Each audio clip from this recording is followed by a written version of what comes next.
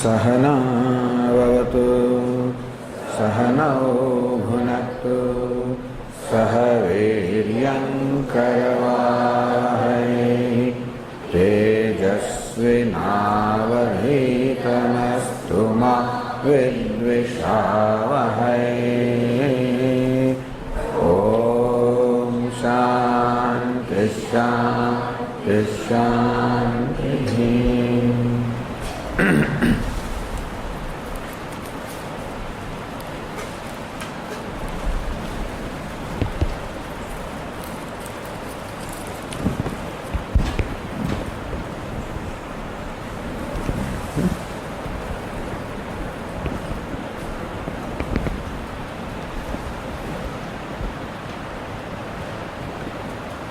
मां शुचः भगवद गीताना उपसंहार में भगवान अर्जुन कहे छे कि अर्जुन मां शुचः शोक न करीश। गई काले चर्चा प्रारंभ कर्यो कि गीता उपदेश भगवान आ वाक्य से करे छे अशोच्यान अन्वशोचस्त्वम। तू शोक न करवा योग्य नो शोक करी रह्यो छे। ये विरुद्ध वस्तुओं से अर्जुन शोक करी रह्यो छे। बहु स्पष्ट है। जेम संजय वर्णन कर्यु तेम शोक मग्न थईने पोताना धनुष बाण हेठा मूकीने अर्जुन रथनी वच्चे फसड़ाई पड्यो।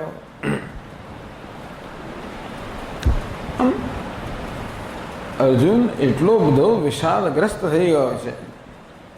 तम तथा कृपया विष्टम।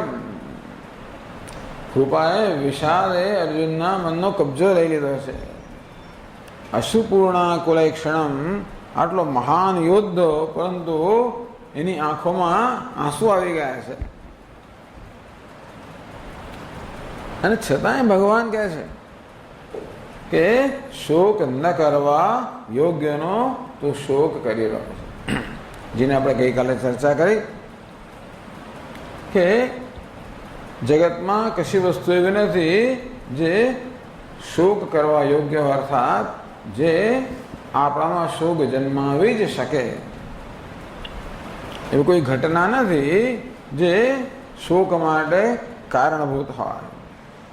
એટલા જ માટે કે જે ઘટના મારામાં શોક જન્માવે છે એ બીજામાં જન્માવતી નથી હોતી।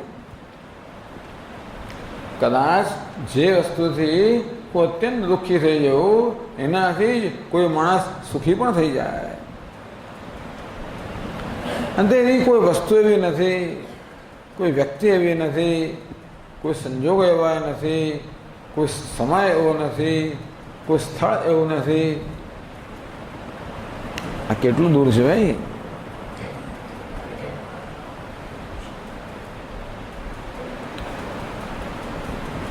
જેના વિશે આપણે કહી શકીએ કે મારા શોક માટે વિષાદ માટે આ જવાબદાર છે। અને તેથી આપણે ગઈકાલે જોયું કે તો પછી શોકનું વિષાદનું કારણ ક્યાં છે? આપણે પોતાની જ અંદર છે। પોતાની અંદર શું છે? આપણું મન, अर्थात मानवीनु मन। बीजा कोई मनुष्य जे जीवो छे ए बधाने मन छे खरो पण मनुष्यनु मन नथी। अंदेथी ए लोकोमां विषाद नथी, गमगीनी नथी, डिप्रेशन नथी, सुख दुख खरो। कोई प्राणी ने पशु ने पण कईक वस्तु गमती वस्तु खावा मळे तो सुख थाय, कोई पीड़ा थाय तो दुख थाय। तो एने कारणे कोई गाय के कूतरू के बीजू कोई पशु गमगीन थई गयो होय, डिप्रेस थई गयो होय, निराश थई गयो होय, हवे जीवनमां शुं थशे शुं नहीं थाय આવી સ્થિતિ એના મનમાં ઉત્પન્ન થઈ હોય એવું આપણે જાણવા નથી। આ એક મનુષ્યની વિશેષતા છે, મનુષ્યની એક વિશેષ સમસ્યા છે। એટલે ગઈકાલે કહ્યું શું એનો અર્થ એ થયો કે આપણે ભેંસ કે કૂતરું બની જવું જોઈએ? તો કે ના, એ તો ઉલટો ક્રમ થયો। એ સ્થિતિમાંથી મનુષ્યની સ્થિતિમાં આવતા કંઈક લાખો કરોડો વર્ષ થયા હશે. ઉત્ક્રાંતિમાં આપણે સર્વશ્રેષ્ઠ સ્થાન ધરાવીએ છીએ અને તેથી આપણે સર્વશ્રેષ્ઠ છીએ, એમાં કોઈ શંકા નથી. તો ભાઈ આવું કેવું? જે આપણા કરતા ઉતરતા કહેવાય એ લોકોને એ બિનદાસ્ત છે. કોઈ પણ સંજોગોમાં એમના મનમાં કોઈ આવું ચિંતા શોક જન્મતું નથી હોતું. અને આપણે આટલા બધા ઉત્ક્રાંત, આપણા આટલા બધા કેળવાયેલા, આપણા આટલા બધા ઊંચી કક્ષાના, શ્રેષ્ઠ કક્ષાના, અને છતાં આપણને અવધું થાય છે. તો એ સારી નિશાની કે નહીં? તો કે સારી નિશાની છે. શોક થવો એ સારું છે. સારું એટલા માટે છે કે જેવી રીતે આપણને કંઈક વ્યાધિ થયો હોય એને કારણે પીડા જન્મે, કે પેટમાં દુખે, કે માથું દુખે, કે કંબરમાં દુખે, એ દુઃખનો અનુભવ સારો છે. કારણ કે એ દુઃખનો અનુભવ ન હોત, કંબરમાં કંઈક મુશ્કેલી હોત, એનું દુઃખ જ ન થતું હતું, એ તૂટી જાત તો પણ આપણે ખબર ના પડે. પેટમાં એસિડિટી થઈ હોય અને આપણે કશું દુખે જ નહીં તો આપણું પેટ ખલાસ થઈ જાય અને તો પણ ખબર ના પડે. એટલે જેવી રીતે આપણા શરીરમાં જે દર્દ કે પીડા થાય છે એ અંદર કંઈક પ્રશ્ન છે, કંઈક સમસ્યા છે, કંઈક મુશ્કેલી છે, એ તરફ આપણું ધ્યાન દોરવા માટે છે. તેવી રીતે આ મનમાં જે શોક જન્મે છે, વિષાદ જન્મે છે, એ પણ આપણામાં કશીક મુશ્કેલી છે એ તરફ આપણું ધ્યાન દોરે છે. એનો અર્થ એ નથી કે આપણે જે મુશ્કેલી છે એ ભેંસને નથી, એવું નથી. પ્રાણી માત્રને મુશ્કેલી છે. જે જન્મ્યું એને મુશ્કેલી જ છે. મુશ્કેલી છે માટે જન્મ્યું, અને જન્મ્યું છે એટલે મુશ્કેલી છે. જો મુશ્કેલી ના હોત તો જન્મ જ ના થાત. અને જન્મ એટલે જ મુશ્કેલી. પણ બીજા કોઈને આ વિષયમાં ખેદ થતો નથી. એનો અર્થ એ થયો કે અંદર મુશ્કેલી છે પણ એમને કોઈ સભાનતા એમને નથી, એટલે ખુશી છે. અંદર કેન્સર થયું ને ખબર જ ના પડે આપણને, છેક છેડે આવી જાય અને ઉપાય ન રહે ત્યારે ખબર પડે, તો વસ્તુ સારી ના કહેવાય. તેવી રીતે બીજા બધા પ્રાણીઓને મુશ્કેલી છે જે આપણને છે, પરંતુ એમને એવી કોઈ સભાનતા જ નથી. ભગવાને એમને એવી સભાનતા આપી નથી. એમના સ્વસભાનતા, આત્મસભાનતા નથી. અને એ માટે અંગ્રેજીમાં કહેવાય ભાઈ ઇગ્નોરન્સ ઇઝ બ્લિસ, એટલે અજ્ઞાનને કારણે માણસ બિનધાસ્ત છે, કોઈ ધાસ્તી નથી. બિનદાસ નહીં, બિનધાસ્ત. ધાસ્તી હોવી, બિનધાસ્ત, કોઈ ધાસ્તી જ ન હોવી. એટલે શોક તો બધે છે, પણ આ શોકની જે આપણામાં સભાનતા છે ને એ ખરેખર ઈશ્વર આપેલી એક ભેટ છે. એ શાપ નથી, એ ખરેખર આપણા પર ઉપકાર છે. કારણ કે તો જ આપણે એનો ઉપાય કરીએ ને. એમને દુઃખ થતું હોય, પીડા થતી હોય, સંતાપ થતો હોય, ગમગીની થતી હોય, નિરાશા જન્મી હોય, નાસીપાસ થયા હોઈએ, ગમગીન થયા હોઈએ, તો એનો ઉકેલ શોધીએ ને. કંઈ એ વસ્તુ પણ ગમતી નથી. આમ શોક આપણને જરાય પસંદ નથી. એટલા જ માટે મનમાં શોક જન્મે એટલે આપણે એને કેમ દૂર કરવો એ માટે એકદમ અધીરા થઈ જતા હોઈએ છીએ. કારણ કે શોક સાથે આપણે જીવી ના શકીએ, આપણે અસ્વસ્થ બની જઈએ છીએ. અને તેથી જ આપણે કોઈ ઉપાય કરીએ છીએ. એટલે એ તો સારું છે કે શોક જન્મે છે. અને આપણે એનો સતત ઉપાય કરીએ પણ છીએ. તો ઉપાય કેવો કરીએ? આપણે જાણીએ છીએ કે શોક કશાક કારણથી જન્મે છે. એ કારણ દૂર કરીએ તો કાર્ય દૂર થાય. અને તેથી જે પ્રકારની આપણી શોક વિશેની સમજ હોય એ પ્રકારે આપણે કાંઈ ને કંઈ કર્યા કરતા હોઈએ છીએ. ગઈકાલે આપણે ચર્ચા કરી કે મુખ્યત્વે આપણે માનીએ છીએ કે મારા શોક માટે, સંતાપ માટે બીજું કોઈ જવાબદાર છે. કોઈ વ્યક્તિને જવાબદાર ગણીએ, કોઈ ઘટનાને જવાબદાર ગણીએ, કોઈ સંજોગોને જવાબદાર ગણીએ. મારી નોકરી ચાલી ગઈ, ઘટના. મારો મિત્ર મારી સાથે બોલતો નથી, ઘટના.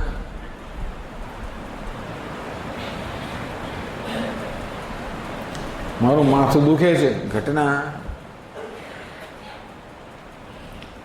આ બધી વસ્તુઓ મારા દુઃખ માટે, શોક માટે જવાબદાર છે. એ પ્રકારનો કોઈક રીતે મારામાં નિર્ણય થઈ ગયો છે.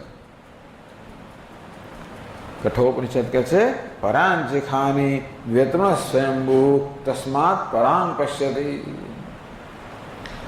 ઈશ્વરે મનુષ્યની ઇન્દ્રિયોને, મનને બહિર્મુખ ઘડ્યા છે.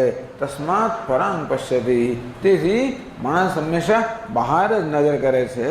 એટલે કે પોતાની સમસ્યાઓ માટે આ બહારનું જગત જવાબદાર છે. અને તેથી એ સમસ્યાનો ઉકેલ પણ એ રીતે લાવવા મથે છે. આ કોઈ વ્યક્તિને મારા શોક માટે જવાબદાર ગણો તો વ્યક્તિને બદલવાનો પ્રયત્ન કરો. કે પછી ન ફાવે તો હું અંતર ઉત્પન્ન કરું, છોડી દઉં. આમ સંજોગો આપણે બદલીએ છીએ, વ્યક્તિઓ બદલીએ છીએ, બધી વસ્તુ બદલ્યા જ કરીએ છીએ. ફર્નિચર બદલીએ, પડદા બદલીએ, કાર્પેટ બદલીએ, ઘર બદલીએ, નોકરી બદલીએ, સંસાર બદલીએ. માણસ બિચારો સતત સંઘર્ષ કરી રહ્યો છે. શામાંથી? શોકમાંથી મુક્ત થવા. બસ આપણા જીવનની એક જ પ્રવૃત્તિ છે, શોકમાંથી કેમ મુક્ત થવું. અને એની માટે આપણે સતત કંઈ ને કંઈ મથ્યા જ કરતા હોઈએ છીએ. શોક જતો રહ્યો એમ લાગે છે, પણ વળી પાછો આવી જાય છે. એટલે ગઈકાલે કહ્યું ને કે પેલી આત્મસભાનતા, સેલ્ફ કોન્શિયસનેસ, હું મારાથી સભાન છું, મારે દુઃખી છું. અને તેથી કોઈક રીતે એ આત્મસભાનતાને હું ટાળવાનો પ્રયત્ન કરું. ગયું તે પ્રમાણે આપણે ગાઢ નિદ્રામાં હોઈએ ત્યારે કોઈ આત્મસભાનતા નથી. આપણે શોકથી મુક્ત હોઈએ છીએ. એટલા જ માટે કોઈ ઊંઘવા વિશે ફરિયાદ નહીં કરે. કોઈ એમ ન કે રોજ રોજ ઊંઘવાનું, પછી રાત પડીને સૂઈ જવાનું. સવાર પર ઉઠવાનો એ પ્રશ્ન થાય ખરો. આ સવાર પડીને પાછું ઉઠવાનું એ પ્રશ્ન થાય. તો રાત પડીને સુવાનું એવો કોઈ પ્રશ્ન ના કરે. ન થવો જોઈએ આમ સામાન્ય રીતે. કારણ કે શોકથી મુક્ત થઈ જઈએ છીએ. એ તો રાત્રે પણ દિવસ દરમિયાન શું. અને તેથી દિવસ દરમિયાન પણ અનેક વસ્તુઓ આપણે કરીએ જેથી શોકથી એની શોકથી મુક્ત થવા તો એની સભાનતાથી મુક્ત થઈ શકાય વધારે વધારે. આમ શોકનું કારણ તો અકબંધ જ રહે છે. આપણે ગાઢ નિદ્રામાં હોઈએ ત્યારે આપણે શોકની સભાનતાથી મુક્ત થઈએ છીએ, શોકથી મુક્ત થતા નથી. એટલા જ માટે જેવા જાગ્યા કે તરત શોક વળી પાછો આપણા પર સવાર થઈ જાય છે. ખરું? પેલી માખીઓ ભેંસ પર બળમણતી હોય, ભેંસ ત્રાસી જાય, એનું માથું પાણીમાં બોળી દે એટલે માખીઓ ઉડી જાય, એટલે ભેંસને ક્ષણભર એક રાહત મળે. પણ જેવું એણે પાણીમાંથી ડોકો બહાર કાઢ્યું વળી પાછી માખીઓ જમા થઈ જાય.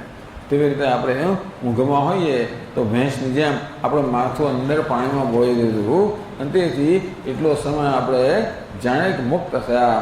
જેવા જાગ્યા કે વળી પાસે માખીઓ કે મચ્છરો બધા પાછા બળમાવા માંડે. એ દિવસ દરમિયાન ઘણો પ્રયત્ન કરીએ છીએ. આપણે વાત કરીએ આપણે, પછી વોટ્સએપ હોય કે ઇન્ટરનેટ હોય કે ટેલિવિઝન હોય કે અનેક જાતની બધી પ્રવૃત્તિઓ હોય, જેને અંગ્રેજીમાં કહેવાય એસ્કેપ ડિસ્ટ્રેક્શન. કેવી રીતે પોતાનાથી દૂર ભાગવું, કેવી રીતે પોતાની જાતનો સામનો કરવાથી દૂર ભાગવું. કે જ્યારે હું મારી જાતે એકલો હોઉં છું ને ત્યારે મારી જાતનો સામનો કરવો પડે છે અને હું ત્રાસી જાઉં છું. એટલે માણસ એકલું પડવા માગતું નથી. આપણે એકલા પડીએ તો એકલા ન પડીએ, તરત પેલો મોબાઈલ ચાલુ કરી દઈએ, તરત ટેલિવિઝન ચાલુ કરી દઈએ, કશું ચાલુ કરી દઈએ. અને તેથી આપણે કોઈક ને કોઈક રીતે એકલતાને એટલે આપણી જાતને ટાળવાનો પ્રયત્ન કરીએ છીએ. ટૂંકમાં અત્યારે શોકમાંથી દુઃખમાંથી મુક્ત થવાનો મારો કયો ઉપાય છે? કેવી રીતે મારી જાતને ટાળવી, કોઈક રીતે પેલી સભાનતાને કેમ ટાળવી. ટૂંકમાં કેવી રીતે પાણીમાં મારું મોઢું ડુબાડી દેવું. પરંતુ એ કંઈ ઉપાય નથી. અને કમનસીબી એવી છે ને કે જે વસ્તુ અત્યારે મને શોકને ભૂલવાડી દે છે એ વસ્તુ ના ભૂલવાડે પાછી, પછી બીજું કંઈ કરવું પડે. આમ શોકને ભૂલવા માટેના પ્રયત્નો જુદા જુદા થયા કરે. એકને એક પ્રયત્ન હંમેશા કામ નથી લાગતા.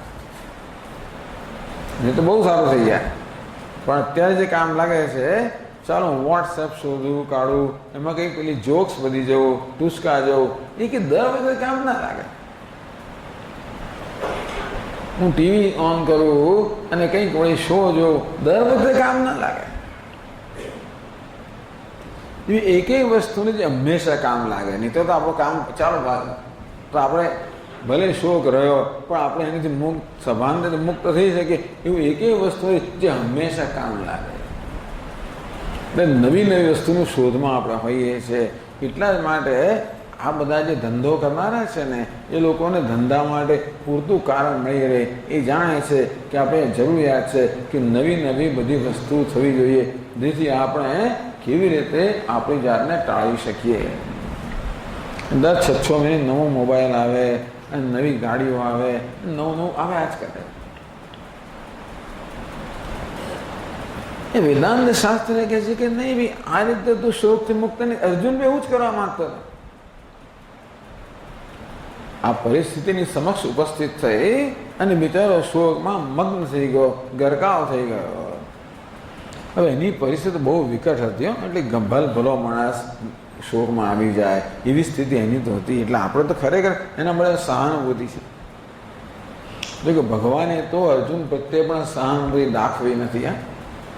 બહુ કડક છે અંદરથી. અર્જુન બિચારો કરગરે છે એમની સામે, ભગવાન મારે યુદ્ધ નથી કરવું. એટલે કે ભાઈ તમે મને રજા આપો, તમે સંમત થાઓ કે યુદ્ધ ન કરવું જોઈએ. એટલે યુદ્ધ ન કરવાના કેટલાય કારણો અર્જુન ધરે છે. ભગવાનની સહાનુભૂતિ પ્રાપ્ત કરવા કોઈ પ્રકારની સહાનુભૂતિ ભગવાન બતાવતા નથી. એ જાણે છે કે પકડાવે છે બરોબર, જો અત્યારે જવા દઈશ તો ક્યારે આ પ્રશ્ન ઉકેલશે નહીં. અંતેથી અર્જુનને જે કહેવું હોય એ કહેવા દે. અને જ્યારે અર્જુનને કશું કહેવા પડવું ન રહ્યું અને જોયું કે હવે કોઈ ઉપાય જ નથી, ત્યારે ભગવાનને શરણે થયો.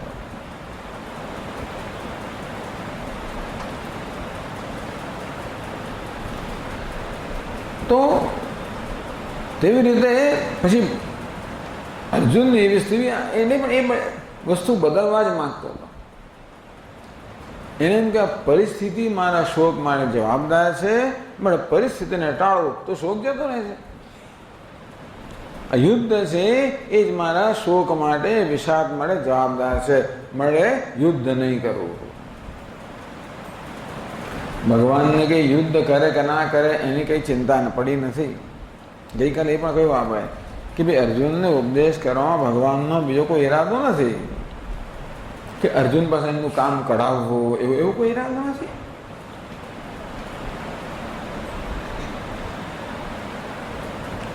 પરંતુ ભગવાન જાણે છે કે આ ફરી જે ટાળવા છે કે અર્જુન મને મુક્ત થવાનું નથી. ભગવાને કહ્યું પણ ખરું ગીતામાં છે કે અર્જુન, અભિમાનને કારણે જો તું એમ માનતો હોય તો યુદ્ધ નહીં કરો.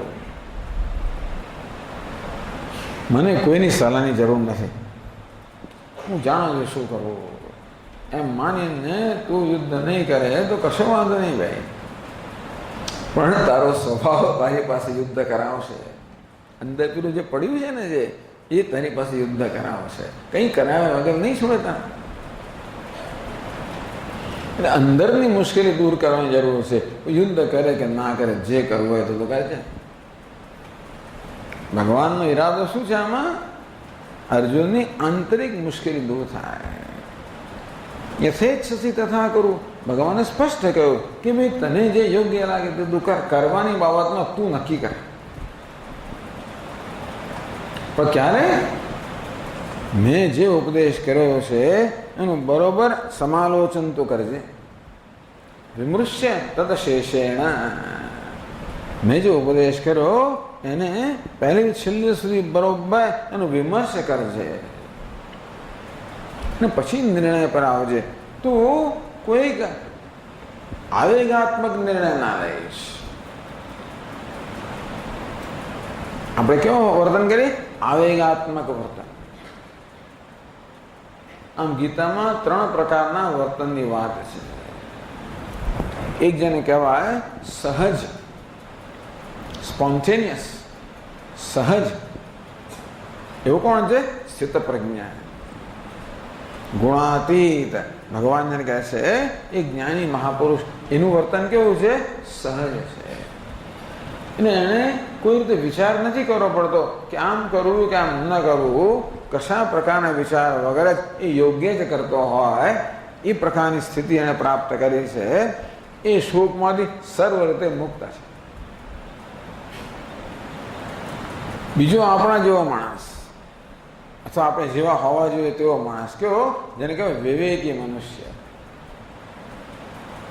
એક છે જ્ઞાની પુરુષ, બીજો છે વિવેકી. વિવેકી કોને કહેવાય? જે વિચાર કરીને નિર્ણય લે અને પછી વર્તન કરે. વર્તન કરતા પહેલા એ વિચાર કરે, પછી નિર્ણય લઈને વર્તન કરે. સ્વામી મહારાજ કહે 2 સ્ટેપ રિસ્પોન્સ. 2 સ્ટેપ રિસ્પોન્સ એટલે શું? કે ભાઈ 2 તબક્કાનો પ્રતિભાવ.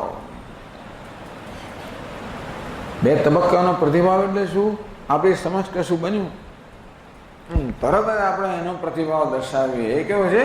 આવેગાત્મક. કોઈ મારું અપમાન કહ્યું ને ફટાક કરતો સંભળાવી જ દઉં. આ કેવો છે? 1 તબક્કાનો પ્રતિભાવ, 1 સ્ટેપ રિસ્પોન્સ. અને તેથી એને કહેવાય આવેગાત્મક પ્રતિભાવ. 2 સ્ટેપ રિસ્પોન્સ એટલે કે ડેલિબરેટ, એટલે વિવેકપૂર્ણ પ્રતિભાવ. હું વિવેકથી વર્તું કે મારે મળે યોગ્ય હોય એ રીતે હું કરું. હું કોઈનો દોરવાયો ન દોરવાઓ. હું કોઈ રીતે મારા લાગણીને તાબે ન થવું, પણ હું વિવેકપૂર્વક વર્તું. ચલો આ વ્યક્તિએ તો આ પ્રકારનું વર્તન કર્યું, એ ચાલો જે સારું હોય કે જે હોય તે ખરું, પરંતુ એ વ્યક્તિ સમક્ષ કે વ્યક્તિ પ્રત્યે મારે પણ એ પ્રકારનું વર્તન કરવું, શું મારા માટે યોગ્ય ખરું? એ વ્યક્તિએ મારા પ્રત્યે ગુસ્સો દાખવ્યો, હવે મારે પણ ગુસ્સો દાખવવો એ મારા માટે યોગ્ય છે? વિચાર એને વિવેકી કહેવાય, ડેલિબરેટ પર્સન. તો વિવેક મને શું કે ના ભાઈ ગુસ્સો કરવો મારા માટે યોગ્ય નથી. કારણ કે આપણા સ્વામીજી મહારાજ કે આપણે ગુસ્સો કરતા નથી, ગુસ્સો થઈ જાય છે. આપણે ગુસ્સો ના કરી શકીએ એ કહીએ ભલે, પણ આપણે ગુસ્સો કરતા નથી, ગુસ્સો થઈ જાય છે. ક્રોધ કરતા નથી, ક્રોધ થઈ જાય છે. એટલે કે ક્રોધ મારો, જો હું સાવધાન ન હોઉં તો ક્રોધ તરત આવે ને મારો કબજો લઈ લે, મારું ગળું પકડાય અને મારી પાસે એને જેવું વર્તન કરાવડાવે. એટલે જ્યારે હું આ તો દ્રષ્ટાંત છે કે હું જ્યારે ક્રોધપૂર્વક વર્તું ત્યારે હું સ્વતંત્ર નથી, પરતંત્ર છું. અને જ્યારે પરતંત્રતાથી વર્તું ત્યારે પછી હું શું કરીશ એનો કાબુ મારો ના હોય, અને તેથી એ વર્તન યોગ્ય પણ હોય અને અયોગ્ય પણ હોય. અને મોટે ભાગે જ્યારે આવેગથી પ્રેરાઈને વર્ત હોઉં ત્યારે મારું વર્તન અયોગ્ય હોવાની સંભાવના વધારે છે. અયોગ્યનો એવો થયો કે એ છેવટે બીજા માટે અને મારા માટે દુઃખ જન્માવશે. મારો પ્રશ્ન એ છે હવે કે મારે એવું વર્તન કરવું જોઈએ જે મારા માટે દુઃખ જન્માવે? એવું વર્તન કરવું યોગ્ય છે? કે ના, એવું વર્તન યોગ્ય નથી. એનો અર્થ એ થયો કે મારે મારી જાત પર કાબુ રાખવો જોઈએ, મારે આવેગને વશ ન થવું જોઈએ. સ્વામીજીનું વર્તન જો એ શું જો કેવું કરે છે, બરાબર છે, એ કરે છે. તો સ્વામી આવું કરતો આવું થઈ જ જાય ને, આપણે ગુસ્સો થાય જ ને. એવો નિયમ નથી કે ગુસ્સો થાય. જો આપણે ગુસ્સાને ન આવવા દઈએ, ગુસ્સાને કાબુ આપણી જાતના પર કાબુ ન લેવા દેવા દઈએ, ટૂંકમાં ગુસ્સો આપણો માલિક બની જાય એવું ન કરવા દઈએ તો ન થાય. 2 સ્ટેપ રિસ્પોન્સ, આ 2 તબક્કાનો પ્રતિભાવ ખાલી દ્રષ્ટાંત છે. તો સ્વામી તો શું કરવાનું? એ આવું વર્તન કરે તો ભાઈ આપણો ગુસ્સો આવે કે ના આવે? તો આપણા સ્વામીજી કે જો ભાઈ વ્યક્તિના વર્તન પ્રત્યે નહીં પરંતુ વ્યક્તિ પ્રત્યે દ્રષ્ટિ રાખો, વ્યક્તિને ધ્યાનમાં લો, એના વર્તનને નહીં. એનું વર્તન તો ગુસ્સો જન્માવે એવું છે એની ના નહીં, પણ એ પ્રકારનું વર્તન કરનાર વ્યક્તિ કેવી છે એ આપણે જ્યારે જોઈશું તો ખબર પડશે કે આવું વર્તન કરનાર વ્યક્તિ પોતે બિચારી બહુ દુઃખી છે, અંદરથી પીડિત છે, અને પોતાની પીડાની સાથે કેમ કામ પાર પાડવું એ ન જાણતી હોવાને કારણે આવી રીતે ઓકી નાખે છે.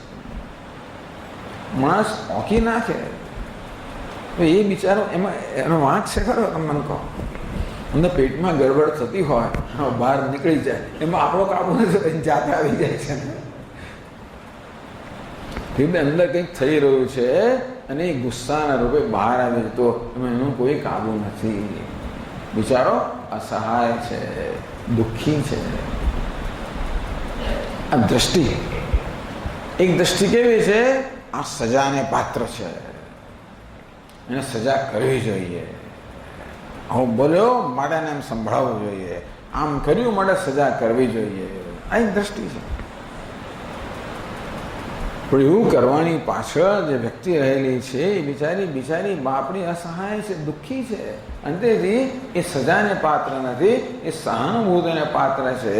એ પ્રકારે જો મારી દ્રષ્ટિ હોય તો પછી પેલો આવેગ મારો કબજો નહીં લઈ લે, તો પછી મારામાં જે સહૃદયતા છે, જે સજ્જનતા છે, જે સહાનુભૂતિ છે એ મારા હૃદયનો કબજો લે છે. તો મારું વર્તન કેવું છે? સહાનુભૂતિપૂર્વકનું વર્તન છે. આમ વિવેક એક સહજ વર્તાવ, બીજો વિવેકપૂર્ણ વ્યવહાર, ત્રીજો છે આવેગાત્મક વ્યવહાર. આ પ્રત્યેક આવેગ કોઈ ને કોઈ પ્રકારના શોકની જ નિશાની છે. પછી એ ક્રોધ હોય કે દ્વેષ હોય કે ઈર્ષ્યા હોય કે તિરસ્કાર હોય કે પછી ના કે આત્મ તિરસ્કાર હોય, બીજા પ્રત્યે તિરસ્કાર હોય કે મારી પ્રત્યે તિરસ્કાર હોય, આ બધી એક અથવા બીજા પ્રકારના શોકની જ નિશાની છે. તો ગઈકાલે ચર્ચા કરી કે શોકનું શું કારણ છે? મારો પોતાનો અભિપ્રાય, કોના વિશેનો? મારા પોતાના વિશેનો જ અભિપ્રાય, મારા પોતાના વિશેની દ્રષ્ટિ. અને મેં કહ્યું તે પ્રમાણે કોઈ રીતે આપણે આપણી જાતને સ્વિચ ઓફ કરી જ ના શકીએ. ટૂંકમાં આવી નિદ્રા સિવાય જ્યારે જાગ્રત હોય ત્યારે આપણે આત્મસભાનતા હોય છે, અને તેથી આપણે આપણી જાત સાથે કામ લેવું જ રહ્યું. આપણે ટાળીને ક્યાં જવાના છીએ? ગઈકાલે ચર્ચા કરીને સંજોગો બદલીએ તો ઉલમાંથી ચૂલમાં જ પડતા હોઈએ છીએ. એકમાંથી બદલ્યો અને બીજામાં ગયા, ત્યાં જુદા પ્રકારના પ્રશ્ન હોય. પ્રશ્નો ત્યાં નથી, અંદર છે. તેથી જે આવું મન લઈને જ્યાં જઈએ ત્યાં આપણે પ્રશ્નો ઊભા કરવાના છે. દુનિયા ઊભી કરે છે પ્રશ્ન કે આપણે ઊભા કરીએ છીએ એ કહેવું જરા મુશ્કેલ છે, પણ વેદાંત કહે છે કે દુનિયા તો પરિસ્થિતિ ઉત્પન્ન કરે, એને પ્રશ્નમાં કે સમસ્યારૂપ બનાવનારા આપણે જ છીએ. શોકનું કારણ આપણામાં છે. અને એ મારો પોતાના વિશેનો નિર્ણય, મારા પોતાના વિશેનો અભિપ્રાય, મારી પોતાના વિશેની દ્રષ્ટિ, એ જ બધા દુઃખ માટે, શોક માટે જવાબદાર છે. આ બહુ મોટી વસ્તુ છે. આપણા બધા શોક માટે, દુઃખ માટે, સંતાપ માટે કોણ જવાબદાર છે? દુનિયા જવાબદાર નથી અને હું જવાબદાર નથી. ત્યારે કોણ જવાબદાર છે? મારી આ દ્રષ્ટિ જવાબદાર છે. કોના વિશેની? મારા પોતાના વિશેની મારી દ્રષ્ટિ, અભિપ્રાય, ખ્યાલ, ગ્રંથિ, માત્ર એ જ જવાબદાર છે, બીજું કશું જવાબદાર નથી. આ જાણીને થોડું આશ્વાસન મળવું જોઈએ કે ચાલો આ પ્રશ્ન ઉકેલી શકાય એવો છે.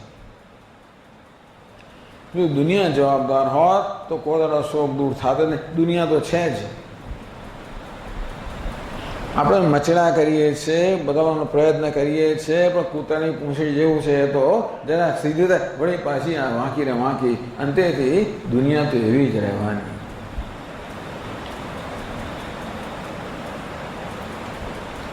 એટલે વેદાંત શાસ્ત્ર કહે કે ભાઈ દુનિયાને બદલવાની આ ટૂંકમાં આ પ્રકારની જે પ્રવૃત્તિ છે જે ક્યારેય સફળ ન થાય એ બધી પ્રવૃત્તિ પર સંઘર્ષ છોડીને જે ખરેખર બદલવાનું છે તો બદલ. અંતે છે તારી જાતને, તારી દ્રષ્ટિને બદલ.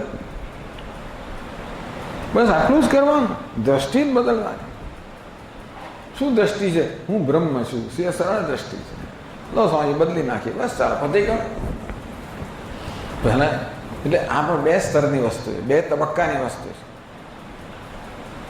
પહેલા તો એક આ સમજની વસ્તુ છે કે હું મારી જાતને જો માનું છું તેવો હું નથી.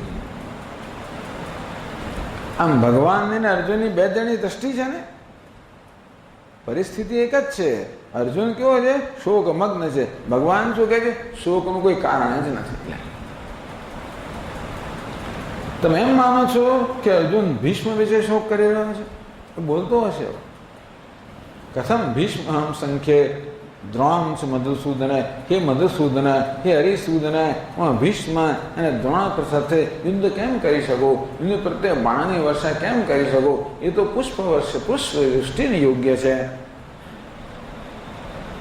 સ્વજન મેં કથમ હત્વા સુખી ન શ્યામ માધવ, હે માધવ, આ સ્વજનની હત્યા કરીને અમે સુખી કેમ થઈ શકીએ? અર્જુનની એવી દ્રષ્ટિ છે કે આ બધા સંજોગો જવાબદાર છે, ભગવાનની દ્રષ્ટિ નથી.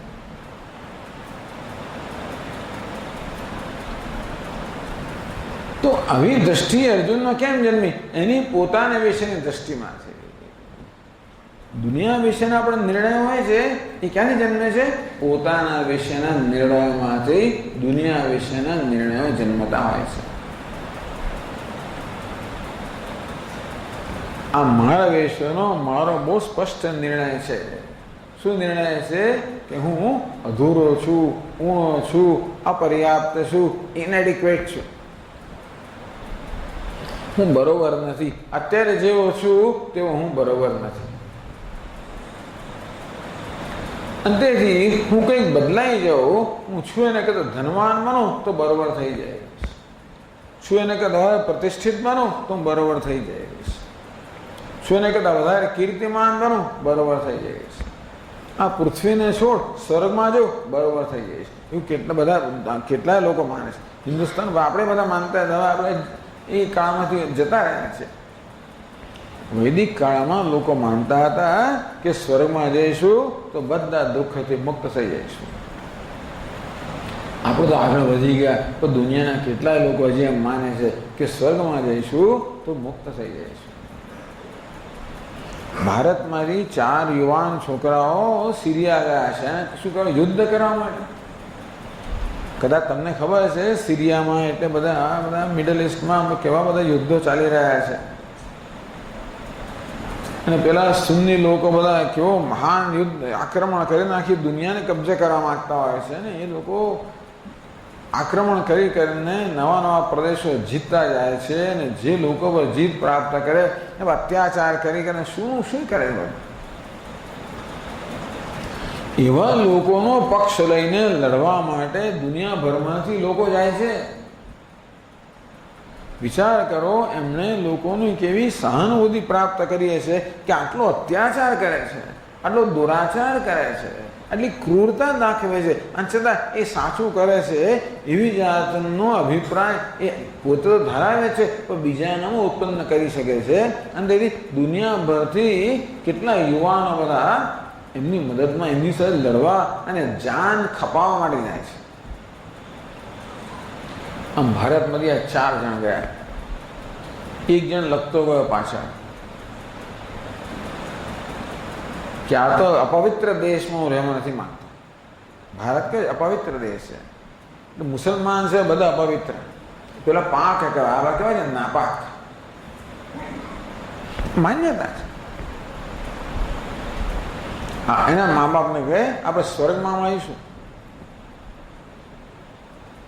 એટલે શી માન્યતા છે? આ જે પૃથ્વીલોક છે એ તો તદ્દન નકામો જ છે. આ પ્રકારની માન્યતા એમના ઉત્પન્ન કરવામાં આવે છે. અને એ લોકો એવું ખરેખર માને છે કે અમે સ્વર્ગમાં જઈશું તો બધી રીતે સુખી થઈ જઈશું. સ્વર્ગમાં જાય નથી ગયો ત્યાં સુધી સ્વર્ગ નામની વસ્તુ હશે એમ માની લઈએ આપણે. પણ આપણું ઉપનિષદ તો કહે છે કે અહીં કાગડા બધે કાળા જ હોય છે. તો ગઈકાલે વાત કરી ને સ્વર્ગની વાત કરી.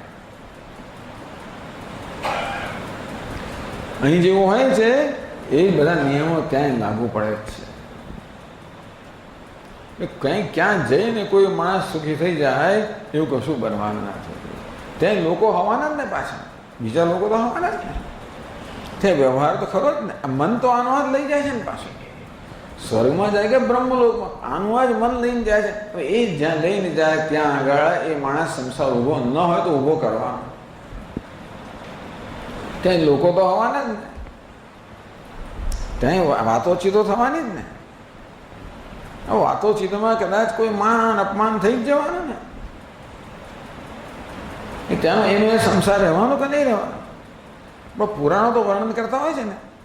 દેવતાઓનું કેવું બધું વર્ણન કરતા હોય છે. ઇન્દ્રમાં કેવો લોભી છે, કેવો છે ને. બિચારા ઇન્દ્રને આવી હતા લોકો કચરો જ કરી નાખે છે. ઇન્દ્રનો કચરો તો આપણો શું હિસાબ છે? એટલે જો વસ્તુ પરિસ્થિતિ બદલવે તો બદલો, ના નથી કહેતા આપણે. બદલાવે વાંધો નથી. થોડી રાહત મળતી હોય તો કરો. ભૂખ લાગી હોય તો ખાઓ, તરસ લાગી હોય તો પાણી પીઓ, ઠંડી લાગતી હોય તો બ્લેન્કેટ લગાવો, ગરમી લાગે તો પંખો ચલાવો. અને બહુ માથાકૂટ જતા રહો કે કાઢી મૂકો કે જે કરવું હોય જે ચાલ એને જે રાહત મળશે તો એમ ના મારો કે એને કારણે પેલું અંદરની વસ્તુ જતી રહેશે. એ તો એવી ને અકબંધ જ રહે છે. એનો ઉપાય બહુ સરળ છે. માત્ર જે પોતે પોતાના વિશે દ્રષ્ટિ ધરાવે છે એ દ્રષ્ટિ ખોટી છે. હું અધૂરો છું, ઊણો છું, અપર્યાપ્ત છું, ઇનેડિક્વેટ છું, બરોબર નથી, જેવો છું તેવો બરોબર નથી, યોગ્ય નથી. આ પ્રકારની આ દ્રષ્ટિ જે છે ને એ દ્રષ્ટિ ખોટી છે. સાચી દ્રષ્ટિ શું છે? વેદાંત શાસ્ત્ર બસ આ એક જ વસ્તુ સમજાવે છે, તત્વમસી. અરે તું તો બ્રહ્મ છે, તું પૂર્ણ છે, તું પરમાત્મા છે. ને વિચાર કરો કે ધારો કે આવી દ્રષ્ટિ અમને પ્રાપ્ત થઈ ગઈ, વિચાર કરો. ચાલો વિચાર તો કરવામાં ખોટું નથી.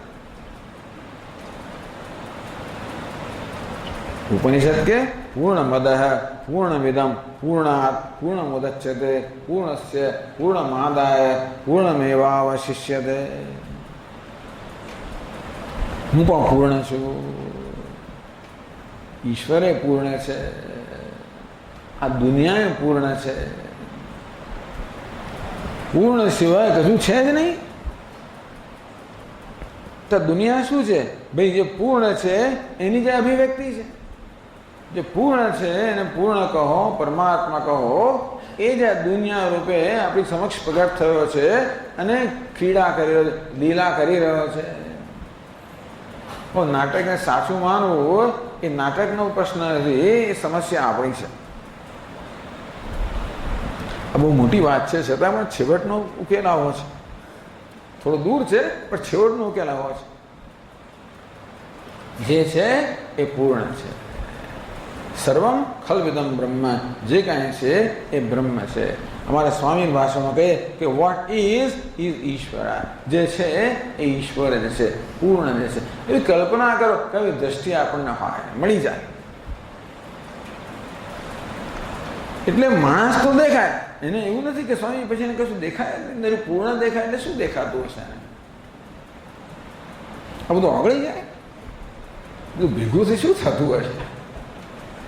તો બિચારો વ્યવહાર કેવો રીતે કરે? ઓગળી જ જતું હોય તો આ પાંખા મારે ફાંફા મારે શું કરે? એવું નથી. આ દ્રષ્ટિ ક્યાં છે? અપૂર્ણતા એ કોઈ વસ્તુનું નામ નથી, દ્રષ્ટિનું નામ છે. તેમ પૂર્ણતા કોઈ વસ્તુનું નામ નથી, દ્રષ્ટિનું નામ છે. એટલે આ વસ્તુ આમ છે માટે અપૂર્ણ છે એવું નથી. આ જે છે એ અપૂર્ણ છે, એ મારી દ્રષ્ટિ છે, સમજી. આ વસ્તુ અપૂર્ણ છે એ મારી દ્રષ્ટિ છે. પણ અપૂર્ણ છે ને સ્વામીજી, એમાં શું પૂર્ણ છે? કોણે કહ્યું? એમાં અપૂર્ણ શું છે? આ કેળું પૂર્ણ છે સ્વામીજી? હા, પૂર્ણ છે,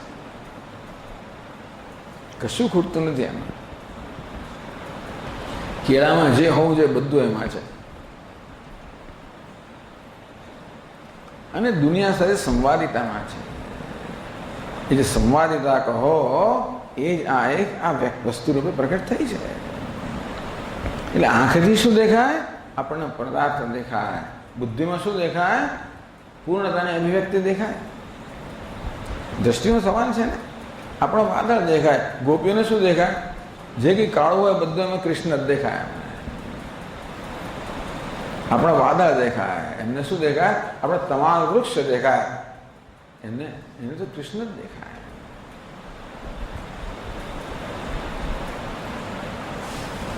તેમ આ હકીકત છે, જે છે તે પૂર્ણ છે, ક્યાંય કશું ખૂટતું જ. જે જેવું છે તેવું બરોબર છે, યોગ્ય છે. જે વસ્તુ જેવી છે, જ્યાં છે, જે છે તે યોગ્ય છે, બરોબર છે. અન્નમ પૂર્ણતા. પણ સ્વામીજીનો અર્થ એ થયો કે આ બધી જે ધમાલ દુનિયામાં છે બધું યોગ્ય છે, એનું કારણ છે બધું. અને દુનિયાનું જે થાય તે ખરું. મૂળ વસ્તુ શું છે? હું જેવો છું અને જે છું અને જ્યાં છું તે યોગ્ય છું, એ જ મહત્વની વસ્તુ. પછી દુનિયા પર આપણે આવીશું. આ દુનિયા વિશેના બધા પ્રશ્નો કેમ જન્મે છે? કારણ કે આપણા વિશેના પ્રશ્નો ઉકેલ્યા નથી, એટલા જ માટે લોકો આ જ પ્રશ્ન કરવાના. જેવું કહે ને બધું ઈશ્વર છે, તરત આમ પ્રશ્ન કરે અમે ઈશ્વરમાં ઈશ્વર છે. એટલે પેલા તું ઈશ્વર જોઈએ વાત કર, પછી આગળ વધી. આપણે હું ઈશ્વર છું એ જ મને થશે ને તો ચોરની સાથે મને કંઈ મુશ્કેલ નહીં પડે. તો પહેલાં જ્યાં સુધી મને મારી સાથે મુશ્કેલ છે ત્યારે બધી વસ્તુ મુશ્કેલ બની જાય છે. એટલે આપણે એ પ્રશ્નો પછી ઉકેલીશું કે દુનિયા આવી બરોબર છે કે નહીં, વગેરે વગેરે પ્રશ્નો પછી ઉકેલીશું. કારણ કે આ મૂળભૂત પ્રશ્નો ઉકેલ્યા વગર આપણે એમ જ્યાં કહેવા માંડે દુનિયા બરોબર છે તો બહુ ડેન્જરસ વસ્તુ છે. એટલે પહેલાં આપણે ક્યાં પરિવર્તન લાવવાનું છે? આપણા વિશેની દ્રષ્ટિમાં પરિવર્તન લાવવાનું છે કે હું મારી જાતને જે માનું છું તે નથી. હું કોણ છું? પૂર્ણ છું. અને એ જ્યારે જોઉં ત્યારે બધું જ પૂર્ણ છે. કલ્પના કરો કે જેની આ પ્રકારની દ્રષ્ટિ છે એને કોઈ જાતનો શોક કે મોહ આવી શકે? आत्मानं चेत् विजानीयात् अयमस्ति इति पुरुषः किमिच्छन् कस्य कामाय शरीरमनुसंज्वरेत्। उपनिषद કહે છે કે ભાઈ જેને આત્માનું જ્ઞાન થઈ ગયું કે હું પૂર્ણ છું, બ્રહ્મ છું, એને સાથે સાથે જ્ઞાન થાય કે સર્વ પૂર્ણ છે. એવું ના માનું હું પૂર્ણ છું ને બાકી બધા અપૂર્ણ છે, એવું આ જ્ઞાન નથી. સ્વામી તમે કહો કે હું બ્રહ્મ છું કહે કરી તો મારે અભિમાન ના થઈ જાય કે હું બ્રહ્મ છું? અભિમાન થાય તો સમજવું કે જે બ્રહ્મ છું એ બ્રહ્મ શબ્દનો અર્થ સમજ્યો નથી. તો બ્રહ્મ છે એ સાચું જ્ઞાન હોય તો બધા બ્રહ્મ છે એવું પણ જ્ઞાન થઈ જાય. તો વિચાર કરો કે આપણે એક મોટો આવો ખંડ હોય, વચ્ચે ઊભા હોઈએ અને ચારે બાજુએ જાત જાતના અરીસાઓ બધા જડેલા હોય અને હું વચ્ચે ઊભો હોઉં, મને શું દેખાય? ધારો કે 5000 અરીસા અહીંયા હોલની અંદર છે, હું વચ્ચે ઊભો હોઉં, શું થાય? 5000 સ્વામી દેખાય કે ના દેખાય? હવે એક અરીસો બહિર્ગોળ હોય, બીજો અંતરગોળ હોય, એકમાં સ્વામી આવો દેખાય, બીજામાં તાળ જેવો દેખાય, જાત જાતના દેખાય, વિચિત્ર વિચિત્ર દેખાય. દરેક અરીસો છે એ વિચિત્ર વિચિત્ર સ્વામી દેખાડે આપણને. આવો સ્વામી હોય એવો પ્રશ્ન થાય છે આપણને. હું જ્યારે જાણું છું કે હું કોણ છું ત્યારે પેલાને ઓળખવામાં કોઈ મુશ્કેલી પડે છે? ભાઈ ભલે ગમે તે રીતે આવે તો હું જાણું કે આ સ્વામી છે. એના પહેલા આકારની બાત બાકી થઈ અને તરત જ્ઞાન જન્મે સ્વામી તેવી રીતે હું પૂર્ણ છું, મને જ્ઞાન થાય પછી બધું એ આપણને ખબર પડી જ જાય કે આ બધું બરોબર પૂર્ણ જ છે. એવું જ્ઞાન થાય તો વિચાર કરો કેમ ઈચ્છન કશ્ય કામાય શરીરમ અનુસંજવરે. અને તો કોઈ જ્વર કેમ રહે, કોઈ સંતાપ રહે જ કેવી રીતે? આપણા સંતાપો કેવી રીતે પ્રગટ થાય છે? અનેક પ્રકારની ઈચ્છાઓના રૂપમાં પ્રગટ થાય છે. મને આ જોઈએ, પેલું જોઈએ, ફલાણું જોઈએ. આ શું છે? અંદરનો જ સંતાપ બતાવે છે. આ બહુ સરસ છે મારે જોઈએ, આ નકામું છે મારે ના જોઈએ. આ પ્રકાર આ બધું શું બતાવે છે? આ બધો અંદરનો શોક બતાવે છે. તો શોક જતો તો શું થાય? આ પ્રકારની બધી ઝંઝટ કે બધી છટપટ જતી રહે. મને આ જોઈએ, પેલું ના જોઈએ, આ બધી વસ્તુ જતી રહે. કેમ ઈચ્છન કશે કામ આવે? શું ઈચ્છા? ઈચ્છાનો કયો વિષય રહે? કોઈ વિષય રહે જ નહીં. કશે કામ આવે? કોઈ કામના કરનાર પણ ના રહે. શું થાય સ્વામી? જતું ને આપણે જતા આના હું તો એવો ને એવો જ રહું, માત્ર કામના કરનાર કે એવી મારી દ્રષ્ટિ બદલાઈ જાય. આ વેદાંત શાસ્ત્ર આપણને શોકનો આવો એક ઉકેલ આપે છે કે આપણી દ્રષ્ટિમાં સદંતર પરિવર્તન. એના માટે વેદાંતનો ઉપદેશ છે. અત્યારે આપણે આટલે જ અટકશું, પછી જોઈશું કે કેવી રીતે હું પૂર્ણ હોઉં. હું તો કે પૂર્ણ હોઉં સ્વામી, હું અને પૂર્ણ હોઈ જ શકે જ નહીં ને. એ કેમ આપણે જોઈશું? તો ધારો કે આપણે સમજ પડી કે વાત સ્વામી બરોબર છે, હું આનંદ સ્વરૂપ છું. અમારા સ્વામી જન્મી શકે કે આપણે સુખ સ્વરૂપ છીએ. આપણે જે દુઃખી માનીએ ત્યારે ખરેખર આપણે સુખ સ્વરૂપ છીએ. એ પેલા દુઃખના વાદળની આડે પેલું સુખ એવું અંદર ઢંકાઈ ગયું છે ને કે દેખાતું જ નથી. ક્યારેક ક્યારેક દુઃખનું વાળ હટી જાય ત્યારે સુખ પ્રગટ થઈ જાય ત્યારે આપણને આપણી ઝાંખી થાય છે. મોટે ભાગે આપણે દુઃખી ને ગમગીન હોઈએ છીએ. ક્યારેક ક્યારેક ગમગીનનું વાદળ હટી જાય અને આપણે એકદમ ખુશ થઈ જઈએ અને ત્યારે પહેલા એ સુખનો કે આપણી જાતની ઝાંખી થાય છે. એની માટે અમારા સ્વામી બહુ સરસ દ્રષ્ટાંત આપે, એનો સરળ ઉપાય કે ભલો માણસ ગમે તેવો ગમગીન હોય ને, કેટલાય લોકોને કશું તમે ગમે તે કરો એમનો મૂળ બદલાય છે નહીં, કેટલાય પ્રયત્ન કરો. એવો માણસ પણ ક્યારેક હસી પડે કે સ્લેપસ્ટિક જોક, એક એવી જોક એને ટૂચકો મૂકો અને ભલો માણસ હસી પડે. હવે હું જ્યારે હું કહું ત્યારે પછી મારા મનમાં એક પ્રશ્ન કે હવે એક જોક કહી આવે, કઈ જોક ક્યાંથી લાવી ક્યાંથી પાસે? લોકો મને બહુ બધી જોક્સ આપણે ભૂલી જવાય છે. તો તમે જોક્સ જોવી હોય તો વોટ્સએપ આજે મેં જોયું આ ખાસ આ ક્લાસ માટે વોટ્સએપ બહુ લાઈન બંધ જોક્સ બધી નીકળી ગઈ, પણ દારૂડિયાની જોક્સ નીકળી. દારૂડિયો મરવા પડ્યો. દારૂડિયો કહે કે ભાઈ દારૂ તો બરોબર જ છે, આમાંનું લીવર જ ખરાબ નીકળ્યું.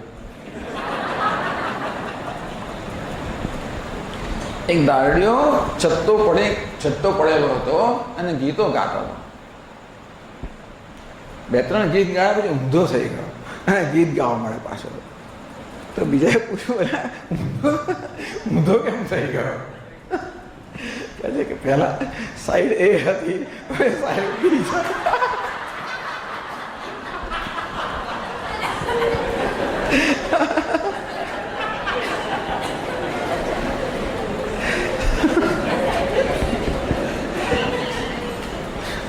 ભલે ભલા લોકો શીખ પડે આવું સાંભળીને અક્કલ વગરની વાત છે, પણ છતાંય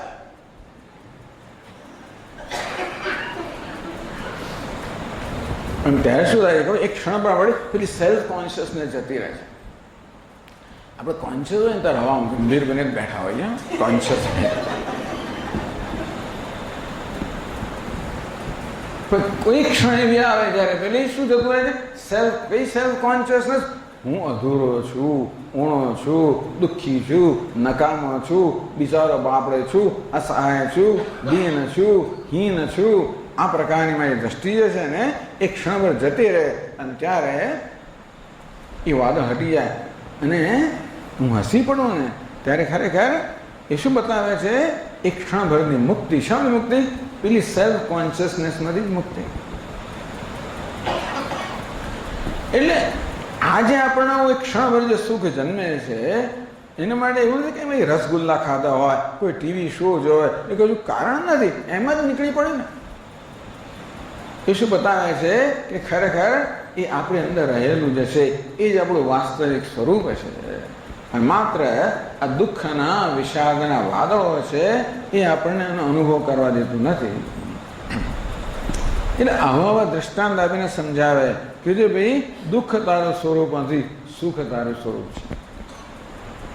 તમે તો સ્વામી શું વાત કરો, 24 કલાકમાં 2-5 એવી ક્ષણ આવતી હોય જેનું હું કદાચ સુખી થયો હોઉં, મોટે ભાગે હું દુઃખી જોઉં છું. તો મેજોરિટી કોની છે? બહુમતીઓ દુઃખની છે ને જીવનમાં, સુખની ક્યાં છે? પણ તોય પણ પેલા એમ કે ભાઈ સત્યનો નિર્ણય બહુમતી જ ના થાય. તમે છૂટાઈ જાઓ બહુમતી તે જુદી વાત છે. ભલે ને તમે ગમે ત્યાં મોટા ગુનેગાર હોય તોય છૂટાઈ આવો, એ લોકો જ છૂટાઈ આવે જલ્દી. હિન્દુસ્તાનમાં કેટલા ગુનેગાર લોકો ક્યાં ને ક્યાંય જઈને બેઠેલા છે અને કોઈને કદી શરમ સંકોચ છે જ નહીં. ચાલો છોડો.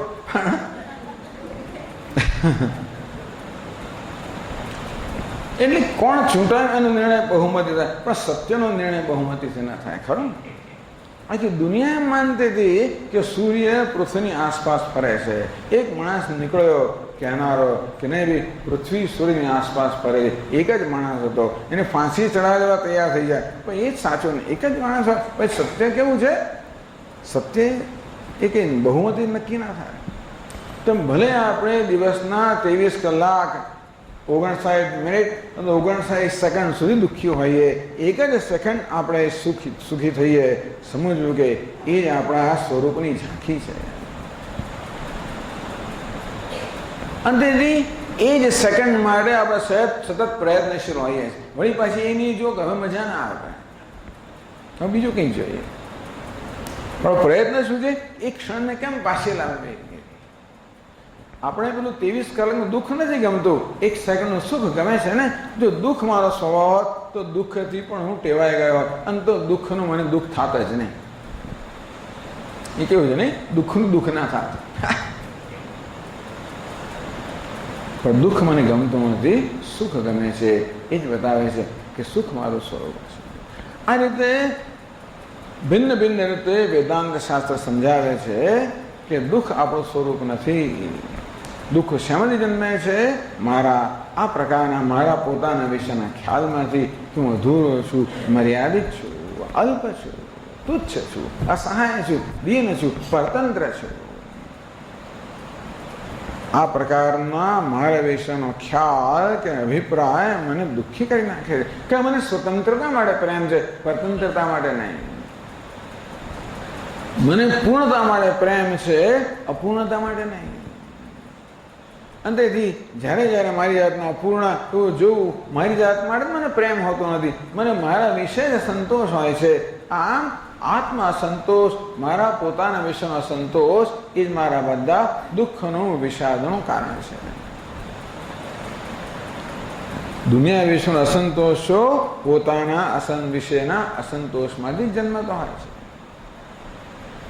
જો હું ખુશી હોઉં તો બધી દુનિયા મને સારી દેખાય, હું દુઃખી હોઉં તો બધું મને એવું જ વાંકું ચૂકું જ દેખાય.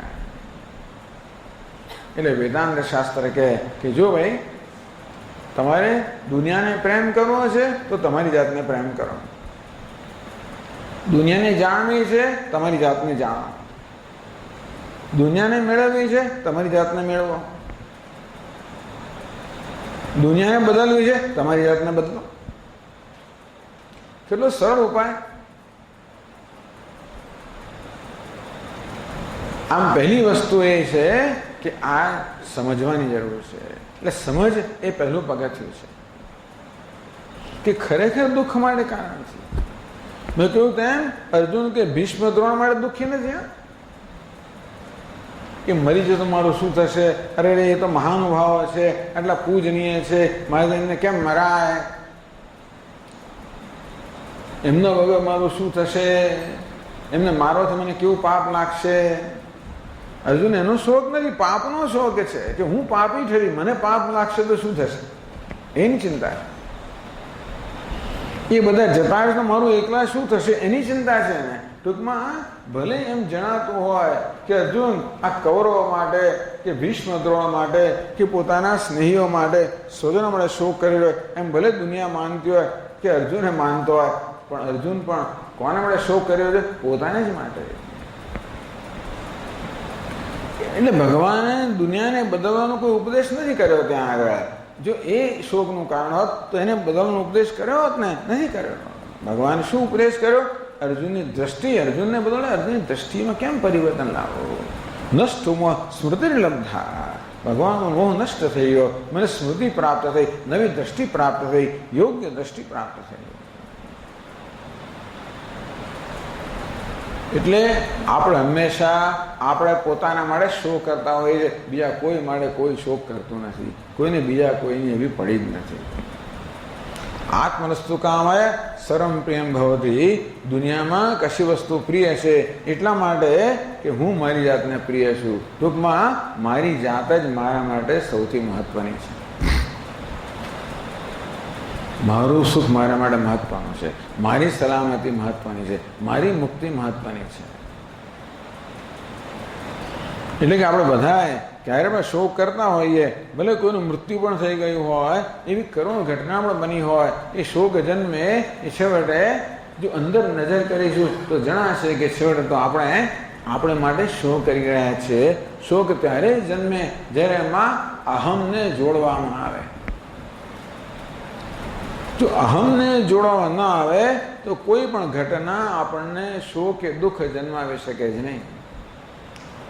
રોજ છાપામાં વાંચે કેટલા લોકો કેટલાય ક્યાં ને ક્યાં મરે છે, કેટલાય પેલા વિસ્ફોટો થાય છે અને શું થાય છે, બધું પાણી ફેરવી શું થયા કરે. આ તો એ જ લાગના છે, એવું થાય ઉલટું આપણને. ભલે થતું એવું પણ થાય, એ જ લાગના છે. પણ આપણે પછી કંઈક ખબર પડી કે આપણે 40 હિન્દુસ્તાનના લોકો અંદર છે, એ લોકોને અપહરણ કરી ગયા છે ભારતીય લોકો. ત્યારે આપણને કંઈક થાય કે અરે અંદર ભારતીય લોકો છે, 40 લોકો છે, એમાં 3 ગુજરાતમાંથી, અરે 2 અમદાવાદના. શું વાત છે, ગુજરાતી છે. અરે આમ કોઈ આપણી જાત જોડાય ને તો જ આપણું કશું થાય, બાકી આપણે કશું થાય ભાઈ નહીં. એટલે કહેવાનો ભાવ એ છે કે આ શોક જે છે ને એ અહમ પર કેન્દ્રિત છે, બીજા કશા પર કેન્દ્રિત નથી. આ શોક એ કોઈ ભૌતિક કે વ્યાવહારિક સમસ્યા નથી, એ આધ્યાત્મિક સમસ્યા છે. બે સમસ્યાઓ, બે પ્રકારની સમસ્યાઓ છે, વ્યાવહારિક સમસ્યાઓ અને આધ્યાત્મિક સમસ્યાઓ. આમ ભૂખ લાગવી વ્યાવહારિક સમસ્યા છે, તરસ લાગવી, ઠંડી, ગરમી આવી કેવી છે વ્યાવહારિક સમસ્યાઓ. ગરીબી, નિરક્ષરતા આ બધી કેવી છે વ્યાવહારિક સમસ્યાઓ. એ માટે વ્યાવહારિક ઉકેલ હોવો જોઈએ. એના માટે તું પૂર્ણ છે ઉકેલ ના ચાલે. પેલો કે મને ભૂખ લાગે છે, તું પૂર્ણ છે, એ ના ચાલે. ત્યાં જે સમસ્યા એવો ઉકેલ જોઈએ. લોકો છે ને આમાં બહુ ઊંચો થઈ જાય છે. સમસ્યા વ્યવહારની હોય અને ઉપદેશ બ્રહ્મનો કરે એ લોકો. એવું બધા લોકો આ વેદાંત સાંભળ્યા પછી એવું પણ થતું હોય છે. વ્યાવહારિક સમસ્યાનો વ્યાવહારિક ઉકેલ, પણ આધ્યાત્મિક સમસ્યાનો આધ્યાત્મિક. આપણે શું કરીએ છીએ? આ શોક નામની આધ્યાત્મિક સમસ્યાનો આપણે વ્યાવહારિક ઉકેલ શોધીએ છીએ. આપણે વ્યવહારને બદલીએ છીએ, બીજાને બદલીએ છીએ, આપણામાં કંઈ ફેરફાર કરીએ, વજન ઉતારીએ, વજન વધારીએ, આમ કરી જાત જાતનું કરતા હોઈએ. એ બધો વ્યાવહારિક ઉકેલ છે. પણ એનાથી એ આધ્યાત્મિક સમસ્યા દૂર ન થાય, એ તો અકબંધ જ રહે છે. ચાલો મારું વજન 10 કિલો ઘટાડ્યું, હવે હું બરાબર થઈ ગયો. ક્યાં સુધી? 15 દિવસ સુધી. રોજ હું અરીસામાં જો ચાલો મને આનંદ છે બરાબર. પછી એમ કોઈ એક વેઇટ લિફ્ટ કરે ગયો ને હાથ તો રહી ગયો, ત્યારે પછી લાગે કે આ તો પછી બીજું કરવાની જરૂર છે. એટલે પછી બીજી સમસ્યા. આમ શોક એક આધ્યાત્મિક સમસ્યા છે અને તેનો ઉકેલ આધ્યાત્મિક હોવો જોઈએ. મળે ભગવાન પણ ભગવદ્ ગીતામાં આધ્યાત્મિક ઉકેલ. આધ્યાત્મ એટલે આત્મા પર કેન્દ્રિત. અધ્યાત્મ એટલે શું? આત્મા પર કેન્દ્રિત. એક છે અનાત્મા પર કેન્દ્રિત, એને વ્યાવહારિક કહીએ. બીજું છે આત્મા પર કેન્દ્રિત, અને આપણે આધ્યાત્મિક કહીએ. શોક આધ્યાત્મિક સમસ્યા છે. વ્યવહાર તો માત્ર એ શોકને પ્રગટ કરવા માટેનું એક માત્ર નિમિત્ત જ છે. એટલે કે એ શોક માટેની બધી સંભાવના અંદર રહેલી જ છે. દુનિયા માત્ર બટન દબાવે એટલું છે. શોક સ્થાન સહસ્રાણી. શોકના તો સહસ્ર હજારો સ્થાન અંદર રહેલા છે. અને માટે એક બટન દબાવવાની જરૂર છે. જરાક ધાર્યું ના થયું દુઃખ, શોક. દુનિયા જાણે છે કે કેવી રીતે એને નચાવવો, કેવી રીતે દુનિયા જાણે છે. નચાવ્યા કરે. પેલા ઘા પર મીઠું ભભરાવે કરે. એ કામ કરે દુનિયા. શું કામ કરે? આપણા ઘા પર મીઠું ભભરાવવાનું. જે બળતરા થાય પછી. પણ મીઠું ભભરાવથી બળતરા ક્યારે થાય? ઘા હોય ત્યારે. ન હોય તો ભલે જેટલું મીઠું ભભરાવું ભભરાવે. જો ઘા ના હોય તો મીઠું ભભરાવથી કંઈ ના. તો દુનિયા ઘા નથી ઉત્પન્ન કરતી, મીઠું ભભરાવે છે. ઘા ક્યાં છે? અંદર છે જ. આપણે પેલું મીઠાને બદલે ખાંડ આપણે એમાં ફેરફાર કરીએ છીએ, પણ ઘા તો એમને મજા છે. આમ એમાં ફેરફાર કરવાનું વ્યાવહારિક ઉકેલ. આ કેવો છે?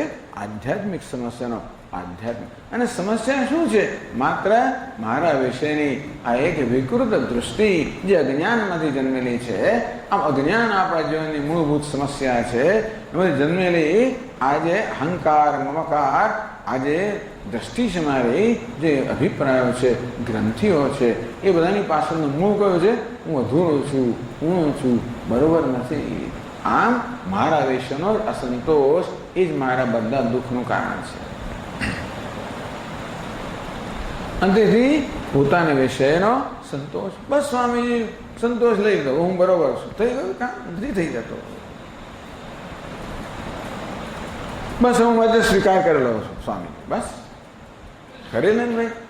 એમ કહેવાથી નથી થતું, એ થવું જોઈએ, એ કરાતું નથી. કેટલીક વસ્તુ કરવી પડે, કેટલીક વસ્તુ થવી જોઈએ. ખરું કે નહીં? આપણે કે ભાઈ પેલા લોકો કહે છે keep smiling, A that we can do. ખુશ રહો, આ મોટા ડાપણના ખુશ રહો. અલે એમ રહેવાતું તો તારી જરૂરત શું હતી મને? ખુશ રહો, હા, હસો, સ્મિત કરો. એ કદાચ આમ જેમ તેમ કરે એ અઘરું છે. જો કે કીપ સ્માઇલિંગ કરો કે એ જે ચાલો બહુ તો એવો પ્રયત્ન કરી આપે. આ નાટકમાં કરતા જ હશે બધા, એ લોકો હસે નસાન બધું જ કરે. એમાં જે અંદરથી હસે છે ને એવું નથી હોતું. હોય તો સારું ભાઈ, આપણે તો એમને ઈચ્છે કે હોય, પણ એવું નિયમ નથી. તમને હમણાં ખબર છે દુનિયાનો એક બહુ મોટો કલાકાર, કોમેડિયન, એને શું કહેવાય ગુજરાતીમાં? હાસ્ય કલાકાર, સિનેમાનો બહુ જ મોટો માણસ. જો કે મેં તો નામ સાંભળ્યું નહોતું, મર્યો ત્યારે સાંભળ્યું. એ માણસે આપઘાત કર્યો કે દુનિયાને હસાવનારો. કોઈને કલ્પના પણ ના આવે કે અંદરથી આટલો દુઃખી હશે. વિચાર કર, કેટલો ધનવાન, કેટલો પ્રતિષ્ઠિત, એવું કશું જ નથી એની પાસે ન હોય, અને છતાં એણે આપઘાત કર્યો. બધા બહુ દુઃખી થઈ ગયા. એટલે કે આપણે માત્ર બહારથી હસીએ છીએ એટલા માટે આપણે સુખી છીએ એવું નહીં. હસવાનું એક કર્મ છે, એ કદાચ આપણે કરી શકીએ. આ સુખી થવું એ કર્મ નથી. એ તો શું છે, એ વસ્તુની જાતે થવી જોઈએ. કે બધાને પ્રેમ કરો, એટલે ક્યાંથી કરવું, પણ પ્રેમ થવો જોઈએ ને. પ્રેમ આપણે કરવાથી થતો તો બહુ સારો, બધાને પ્રેમ કરવો હતો, પણ નથી થતો ને. એને જોઈને મારા મનમાં આવે કે આને પ્રેમ થતો હશે બધાનો. આમ પ્રેમ કરી શકતા નથી, પ્રેમ થવો જોઈએ. તમે સુખી, આપણે આપણી જાતને માત્ર મનાવવાથી સુખી થતા નથી, સુખ જન્મવું જોઈએ. સ્વામી ભક્તિ માર્ગ બહુ સહેલો છે. અમે તો એ મારા ભક્તિ માર્ગ સહેલો તો કરને ભાઈ. ભક્તિ કે થવી જોઈએ. ભક્તિ શૈલી કશું નથી સહેલું. ભક્તિ થવી જોઈએ, ભક્તિભાવ જન્મવો જોઈએ. માત્ર કશું કર્યું માટે ભક્તો છે એવું નથી, ભક્તિભાવ જન્મવો જોઈએ. એવું ખરું, એ જન્મવા માટે આપણે શું કરીએ એ જુદી વાત છે. શાસ્ત્ર કહે છે કે આપણા હૃદયમાં ભક્તિભાવ જન્મવા શું કરવું જોઈએ એ આપણે કરીએ. પ્રેમ જન્મ તો શું કરવું જોઈએ એવી સૂચના આપે છે, એવું કરીએ. આપણે ભેટ લઈ આવવાની, પેલું કરને, આ કરને, આ વોટ્સઅપને આ ભેટ મોકલને, પેલું મોકલને, આ ફલાણું ઇમેજ મોકલને, ફલાણું મોકલ, એવું કરીએ.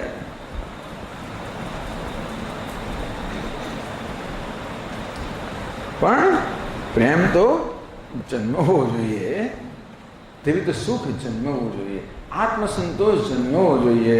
અંદરથી આપણે એવું કરવું જોઈએ જેથી સંતોષ જન્મે, ભૂખ જન્મવી જોઈએ. ખરું કે નહીં? ત્યાં કરવા જાઓ, એ કસરત કરો તો જન્મશે, તો કંઈ કરીએ તો એ જન્મે. આપણે કહેવાથી ભૂખ ના જન્મે. બરાબર ને? તે માત્ર કહેવાથી આત્મસંતોષ ન જન્મે, આપણે કશું કરવું પડે. એ કહેશે કે ભાઈ આપણે આપણી જાતને આપણે ગમતા જ નથી, આપણે આપણી જાતને ચાહતા નથી, એટલે એવી પોતાને પ્રેમ કરો. આપણે થતો પ્રેમ થવો જોઈએ, કરવાથી નથી થતો. પ્રેમ આપણી જાત માટે જન્મવો જોઈએ. સ્વામીએ મારી જાતમાં પ્રેમ કેમ જન્મે? મારું નાક તો જો, મારા કાન તો જો, મારી ચામડી તો જો, મારો વાળ તો જો, મારું આ તો જો, મને કેમ પ્રેમ જન્મે? મારી આંખો જુઓ અને મારા કાન જુઓ, મારું ફલાણું જુઓ, મને પ્રેમ કેમ જન્મે? તારામાં માત્ર એટલું જ જોવાનું નથી, બીજું ઘણું જોવાનું છે. વેદાંત કે આ તો બધું બરાબર છે, આ તો શું છે? માત્ર વેશ છે. તું કે વેશ નથી, તું કોણ છે? વેશનો પહેરનાર છે. એટલે કેવી રીતે વેશના પહેરનારને વેશથી જુદો કરવો અને કેમ જોવો? જેવી રીતે આપણો પેલો પ્રિય અભિનેતા હોય, એ ગમે તો વેશ લઈને આવે તો કેવું ઓળખી પાડીએ છીએ ને? ભલે ને બડો ભિખારીનો વેશ લઈને આવે અને એને દાઢીમાં જાત જાતના લગર વગર કપડાં પહેર્યા હોય, ભલે ને કર્યું, પણ આપણે તરત ઓળખી પાડીએ છીએ. આપણે તરત એ વેશના પહેરવાને, અભિનેતાને વેશ કરતા જુદો પાડી દઈએ છીએ, કારણ કે આપણે પેલાને ઓળખીએ છીએ, એની આંખોથી ઓળખીએ છીએ. એને જે વેશ બદલે આંખો તો ના જ બદલી શકે,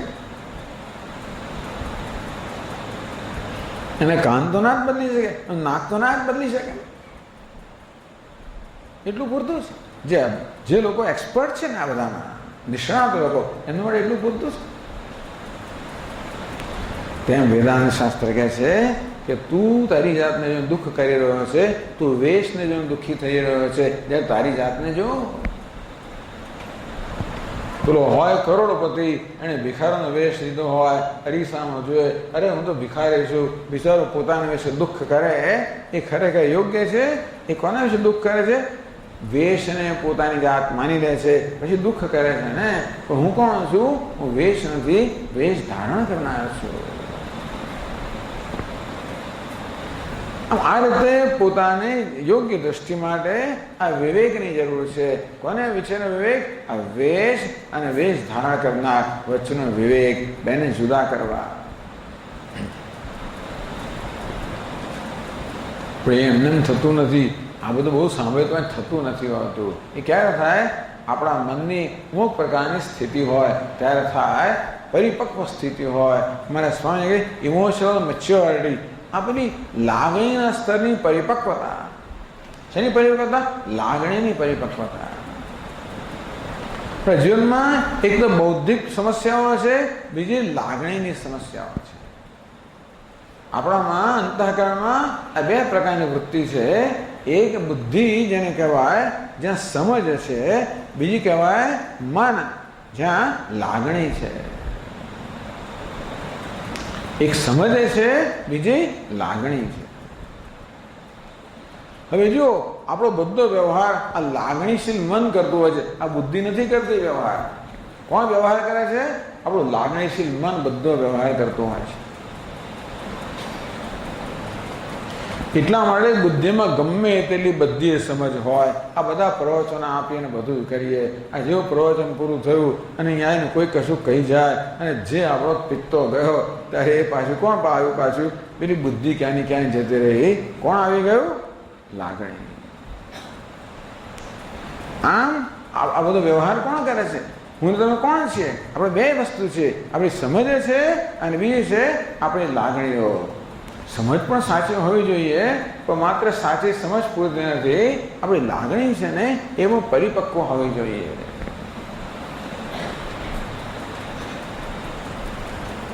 એટલે બે કામ આપણે કરવાના. એક તો વેદાંતનું શ્રવણ કરીએ એટલે આપણને સાચી સમજ પ્રાપ્ત થાય. બ્રહ્મ સત્યમ જગત મિથ્યા જીવો બ્રહ્મૈવ નાપરઃ વગેરે. બ્રહ્મ સત્ય છે, જગત મિથ્યા છે, અરે તું બ્રહ્મ છે, આપણને સમજ પ્રાપ્ત થાય. પછી સમજને જીવનમાં ઉતારવી. એ પ્રકારે આપણું વર્તન છે ને, એ આપણા વર્તનને આપણી જાતને ઘડવી, એ દ્રષ્ટિથી આપણીને ઘડવી, આ એક બીજું કામ કરવાનું છે. આમ જીવનમાં બે વસ્તુઓ છે, કંઈક જાણવાનું પણ છે અને કંઈક કરવાનું પણ છે.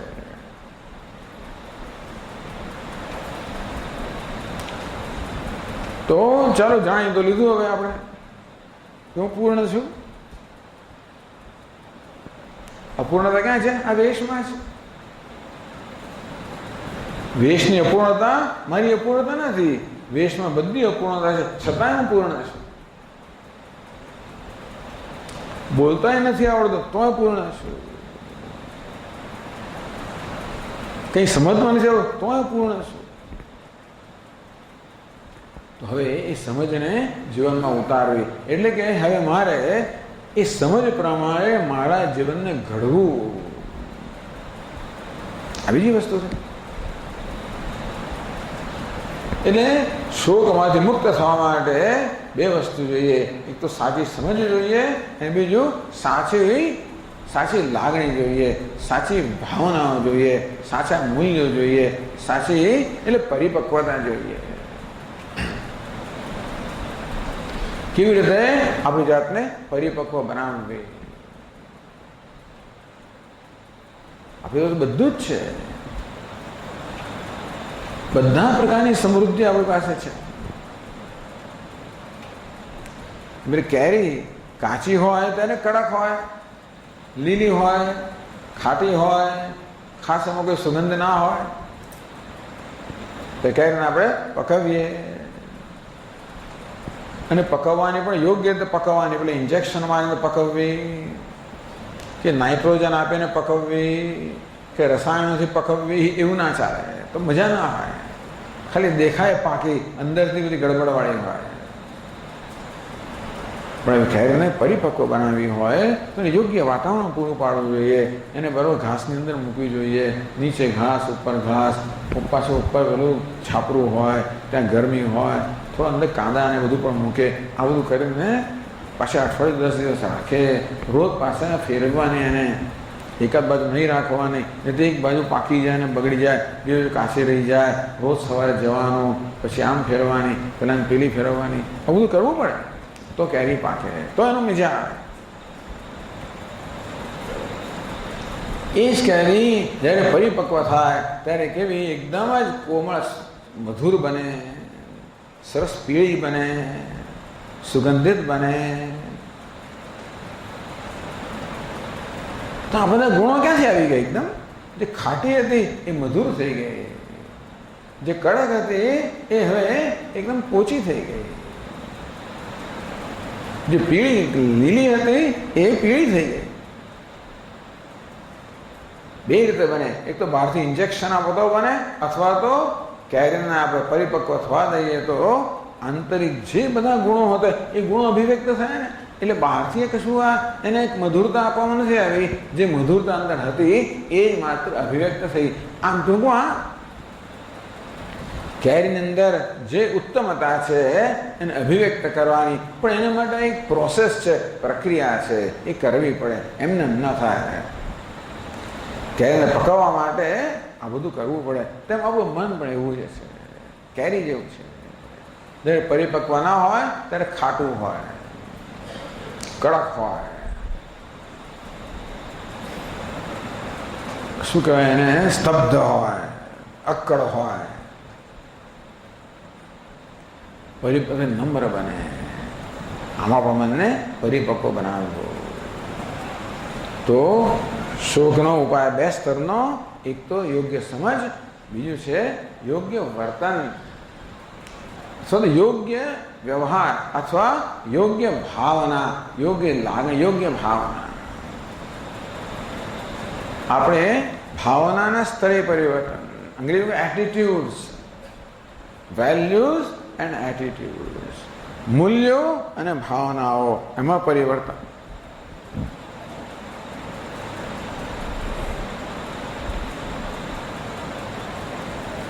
તો આ રીતે ભગવદ્ ગીતા આપણને આ 2 સ્તરનો કાર્યક્રમ આપે છે.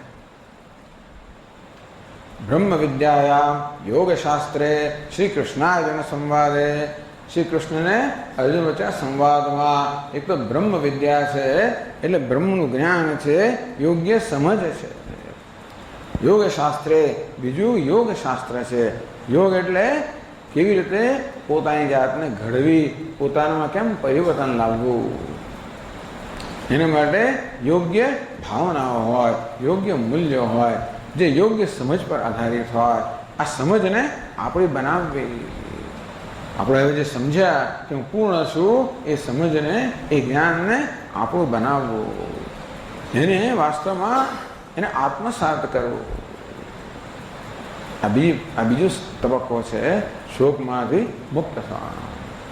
ભગવાન પછી ગીતામાં એ ઉપદેશ આપે છે, માં શુચય, તું શોક ન કરીશ. આપણે આવતીકાલે એની ચર્ચા આગળ કરશું.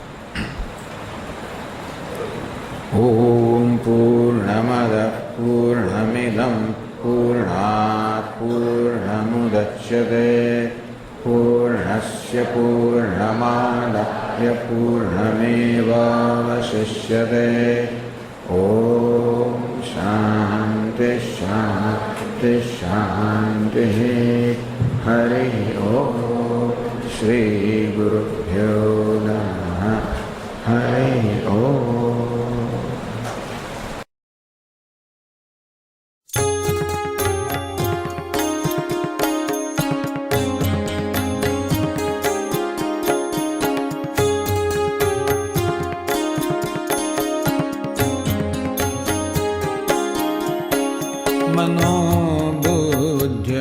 मनोबुद्ध्यहंकार चित्तानि नाहं न च श्रोत्रजिह्वे न च घ्राणनेत्रे च व्योम भूमिर्न तेजो न वायुः चिदानन्दरूपः शिवोऽहं शिवोऽहं चिदानन्दरूपः शिवोऽहं शिवोऽहम्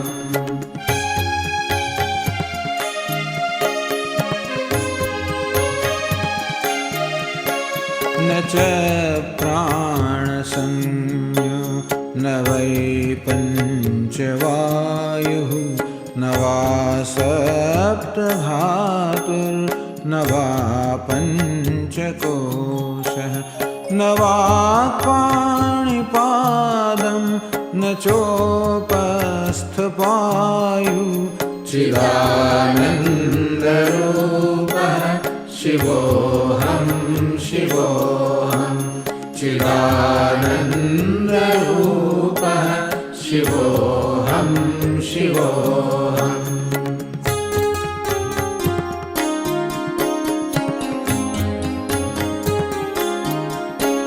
न मे द्वेषरागौ न मे लोभमोहौ मदो नैव मे नैव मात्सर्यभावः न धर्मो न चार्थो न कामो न मोक्षः चिदानन्दरूपः शिवोऽहं शिवोऽहं चिदानन्दरूपः शिवोऽहं शिवोऽहम्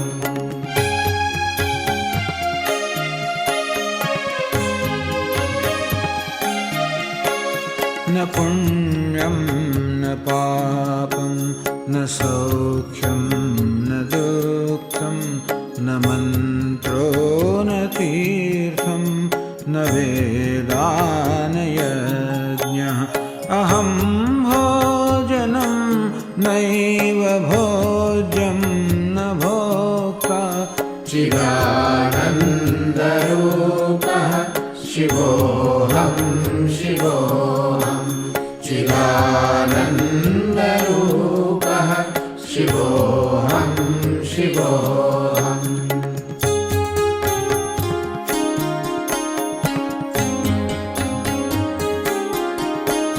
न मे मृत्युशङ्का न मे जातिभेदः पिता नैव मे नैव माता न जन्म न बन्धुर्न मित्रं गुरुर्नैव शिष्यः चिदानन्दरूपः शिवोऽहं शिवोऽहं चिदानन्दरूपः शिवोऽहं शिवोऽहम्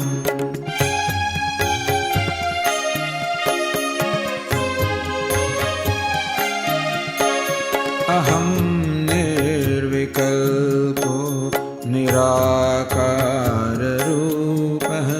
विभुर्व्याप्य सर्वत्र सर्वेन्द्रियाणां सदा मे समत्वं न मुक्तिर्न बन्धः चिदानन्दरूपः शिवोऽहं शिवोऽहं चिदानन्दरूपः शिवोऽहं शिवोऽहं शिवोऽहं शिवोऽहं शिवोऽहं शिवोऽहं शिवोऽहं शिवोऽहम्